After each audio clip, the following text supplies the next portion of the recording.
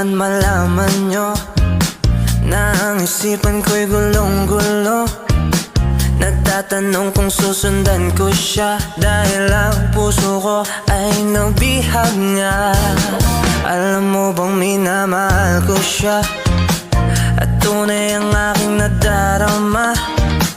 Kahit ako'y nagmumukhang tanga, ay ayos lang basta kasama siya.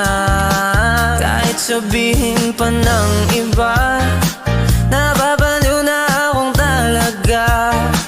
Kahit merong ibang nagcha-cha-cha, nagrurumba, nagsasalsa, pwedeng sabihin nyo to sa kanya.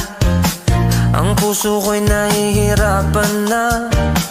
Ano pa bang pwede kong gawin na